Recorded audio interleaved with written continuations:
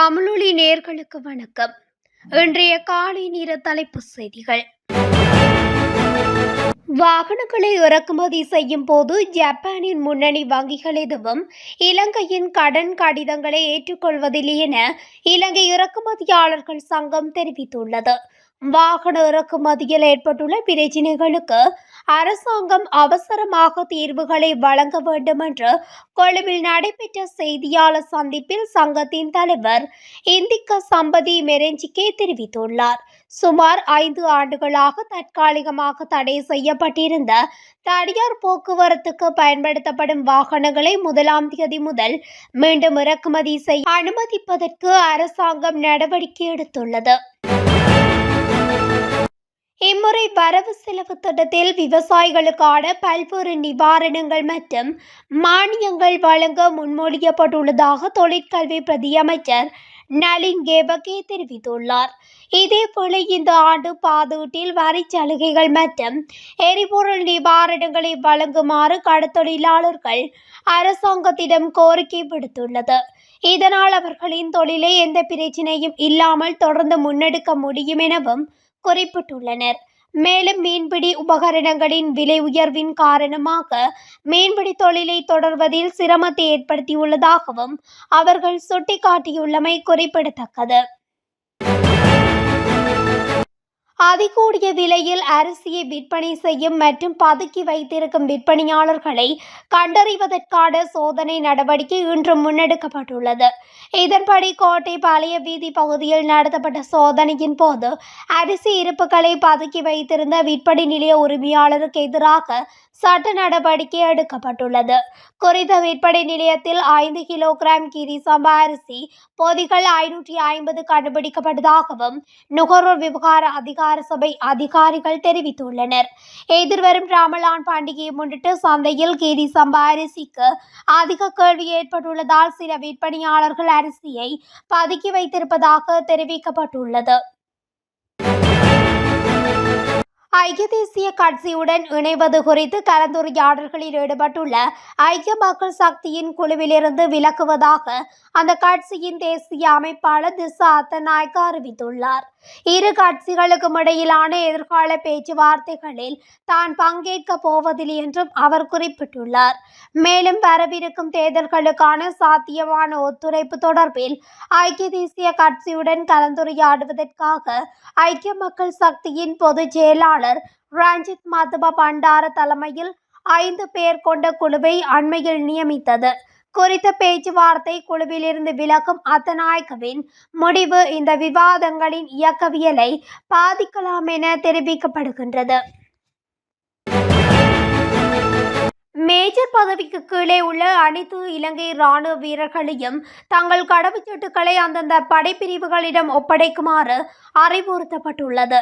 நிர்வாக நோக்கங்களுக்காகவும் வெளிநாட்டு பயிற்சி மற்றும் அலுவலக விடயங்களுக்கு கடவுச்சீட்டுகளை பெறுவதில் ஏற்படும் தாமதங்களை நிவர்த்தி செய்யும் நோக்கிலும் இந்த தீர்மானம் எடுக்கப்பட்டதாக இராணுவ பேச்சாளர் பிரிகேடியர் வருண கமகே தெரிவித்துள்ளார். நாட்டின் பொருளாதார உற்பத்தியில் பின்னடைவு ஏற்படும் என இலங்கை மத்திய வங்கி அறிவித்துள்ளது. பெருமளவிலான படித்த இலங்கையர்கள் நாட்டை விட்டு வெளியேறி வரும் நிலையில் இந்த நிலை ஏற்படுவதற்கான வாய்ப்பு இருப்பதாக சுட்டிக்காட்டப்பட்டுள்ளது. 2025ஆம் ஆண்டுக்கான முதல் நாணய கொள்கையை வெளியிட்டுள்ள இலங்கை மத்திய வங்கி அனுபவம் வாய்ந்த பணியாளர்களை இழப்பதால் வணிகங்களில் தொழிலாளர் பற்றாக்குறை ஏற்படும் என சுட்டிக்காட்டியுள்ளது. பதுளையில் புதையல் தோண்டிய குற்றச்சாட்டில் 4 காவல்துறையினரால் கைது செய்யப்பட்டுள்ளனர். பதுளை வேலகிண்ண பலகுள்ள பகுதியில் தனியார் ஒருவருக்கு சொந்தமான காணியில் புதையல் தோண்டுவதாக காவல்துறையினருக்கு கிடைக்கப்பெற்ற தகவலை அடுத்து மேற்கொள்ளப்பட்ட சுற்றி வளைப்பின் போது சந்தேக நபர்கள் கைது செய்யப்பட்டுள்ளனர்.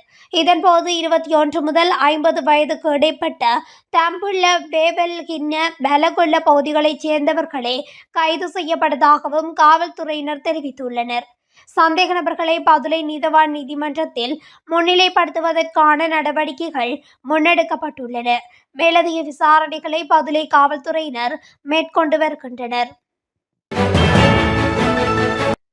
இந்தோனேசிய கடற்படை கப்பலான கிரிஃபங் டொம 357 நேற்று நல்லெண்ண பயணமாக கொழும்பு துறைமுகத்தை வந்தடைந்தது. இலங்கை கடற்படை மரபுகளுக்கு இணங்க வருகை தந்த கப்பலை வரவேற்றது. 95 மீட்டர் நீளமுள்ள இந்த மல்டி ரோல் லைட் ஃப்ரிகேட் கப்பலில் 111 பணியாளர்கள் பணியாற்றுகின்றனர். மேலும் கேப்டன் டெடி குணவன் வித்யாத் மோகோ தலைமையில் இந்த கப்பல் இயங்குகிறது. கொழும்பில் தங்கியிருக்கும் போது கப்பலின் பணியாளர்கள் கொழும்பிற்குள் உள்ள சில சுற்றுலா தலங்களை பார்வையிடுவார்கள் என்று எதிர்பார்க்கப்படுகிறது.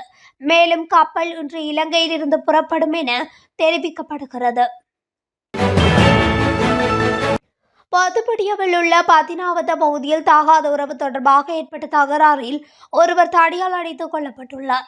உயிரிழந்தவர் வேத்தகல களவாடை பகுதியைச் சேர்ந்த 35 வயதுடையவர் என தெரிய வந்துள்ளது. தனது கணவரிடமிருந்து பிரிந்து தனியாக வசித்து வந்த பெண்ணொருவர் வேறொரு ஆணுடன் தொடர்பு வைத்திருந்துள்ளார். காதலத்தின இரவில் அந்த பெண்ணும் அவளுடைய காதலனும் வீட்டில் இருந்தபோது அந்த பெண்ணின் கணவர் வீட்டிற்கு வந்துள்ளார். இதையடுத்து ஏற்பட்ட வாக்குவாதத்தின் போது கணவர் அங்கிருந்த நபரை தாக்கியுள்ளதாகவும் போலீசார் தெரிவித்துள்ளனர். கேகாலை தேகியோவிட்ட பகுதியில் கார்னிவல் நிகழ்வில் ஏற்பட்ட விபத்தில் சிக்கி 11 வயது குழந்தை உட்பட 2 படுகாயமடைந்துள்ளனர். கத்தரிக்கோள் ஊஞ்சலில் இருந்த வாளி சரிந்து விழுந்ததால் குறித்த விபத்து ஏற்பட்டதாக போலீசார் தெரிவித்தனர். படுகாயமடைந்தவர்கள் வைத்தியசாலையில் அனுமதிக்கப்பட்டுள்ளனர். விபத்து குறித்த மேலதிக விசாரணைகளை போலீசார் முன்னெடுத்து வருகின்றனர். நாட்டில் நிலவும் வெப்பமான வானிலை காரணமாக பாடசாலை மாணவர்கள் செயற்படும் விதத்தை உன்னிப்பாக அவதானித்து வருவதாக கல்வி அமைச்சு தெரிவித்துள்ளது. தற்போதைய நாட்களில் கல்வி நடவடிக்கைகள் குறித்து ஏதேனும் ஆலோசனைகள் வழங்கப்படுமாயின் அது தொடர்பில் அதிக கவனம் செலுத்துமாறும் அமைச்சர் செயலாளர் நாளக்க கலுவவை தெரிவித்துள்ளார். இலங்கை உட்பட உலகின் மத்திய ரேகை பகுதியில் உள்ள பல நாடுகளில் தற்போதைய நாட்களில் அதிக வெப்பநிலை நிலவுகிறது. அதன்படி ஆசியா, ஆப்பிரிக்கா மற்றும் ஆஸ்திரேலியா ஆகிய கண்டங்களில் உள்ள நாடுகளும் அதிக வெப்பநிலையினால் பாதிக்கப்படுவதாகவும் தகவல்கள் தெரிவிக்கின்றன. அத்துடன் கொழும்பு, காலி, ரத்தினபுரி, திருகோணமலை, மட்டக்களப்பு, மன்னார் மற்றும் அனுராதபுரம் ஆகிய பகுதிகளில் வெப்பநிலையானது எதிர்வரும் நாட்களில் 32 முதல் 36 பாகி செல்சியஸ் வரை காணப்படும் எனவும் தெரிவிக்கப்பட்டுள்ளது. யாழ்ப்பாணத்தில் காய்ச்சல் காரணமாக வைத்தியசாலையில் அனுமதிக்கப்பட்டு சிகிச்சை பெற்று வந்த பெண்ணொருவர் சிகிச்சை பலனின்றி உயிரிழந்துள்ளார். பெடத்தல்பாளை மிருசுவில் பகுதியைச் சேர்ந்த நடராசலிங்கம் புஷ்பராணி என்ற பெண்ணே இவ்வாறு உயிரிழந்துள்ளார். குறித்த பெண் கடந்த 8ஆம் தேதி தொடக்கம் 11ஆம் தேதி வரை காய்ச்சலால் பீடிக்கப்பட்டிருந்தார்.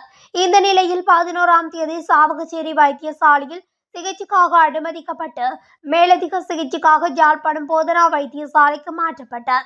யாழ்ப்பாணம் போதனா வைத்தியசாலையில் சிகிச்சை பெற்று வந்த அவர் சிகிச்சை பலனின்றி நேற்று அதிகாலை உயிரிழந்துள்ளார். அவரது சடலம் மீதான மரண விசாரணைகளை திடீர் மரண விசாரணை அதிகாரி நமச்சிவாயம் பிரேம்குமார் மேற்கொண்டார். கடந்த 2021ஆம் ஆண்டு கடற்படை ஆயுத கிடங்கில் இருந்து காணாமல் போன T56 ரக துப்பாக்கியை வைத்திருந்ததற்காக கொளியாப்பட்டியின் இலக்கின பகுதியில் கடற்படை வீரர் ஒருவர் கைது செய்யப்பட்டுள்ளார். கொளியாப்பட்டிய போலீசாருக்கு கடற்படை தலைமையகத்தைச் சேர்ந்த ஒரு குழு சந்தேக நபரை கைது செய்ய உதவியதாக போலீசார் தெரிவிக்கப்பட்டுள்ளது. கடந்த 2021ஆம் ஆண்டு கொழும்பு துறைமுகத்தின் ட்ரங்கலத் முகாமில் ஆயுத கிடங்குக்கு பொறுப்பாக நிறுத்தப்பட்டிருந்த சந்தேக நபர் காணாமல் போனதுடன் அந்த நேரத்தில் குறித்த துப்பாக்கியும் காணாமல் போயிருந்தது. இந்நிலையில் 4 வருடங்களாக மேற்கொள்ளப்பட்டு வந்த விசாரணை நடவடிக்கைகளுக்கு பின்னர் தற்போது கலப்போவில உள்ள கடற்படை வீரர் ஒருவரின் வீட்டில் இருந்த இந்த துப்பாக்கி கண்டெடுக்கப்பட்டுள்ளது. கோகோலென பகுதியில் தனிப்பட்ட தகராறு காரணமாக கூறிய ஆயுதங்களால் வெட்டி ஒருவர் கொலை செய்யப்பட்டுள்ளதாக களுத்துறை தெற்கு தலைமையக போலீசார் தெரிவித்துள்ளனர். சம்பவத்தில் பலியானவர் களுத்துறை நாகொடை பகுதியைச் சேர்ந்த 32 வயதுடையவர் என தெரிய வந்துள்ளது. இத்துடன் தமிழொலியின் இன்றைய காலை நேர தலைப்பு செய்திகள் நிறைவடைகின்றன. தொடர்ச்சியாக செய்திகளை அறிந்து கொள்ள தமிழொலி ஊடகத்துடன் இணைந்திருங்கள். நன்றி, வணக்கம்.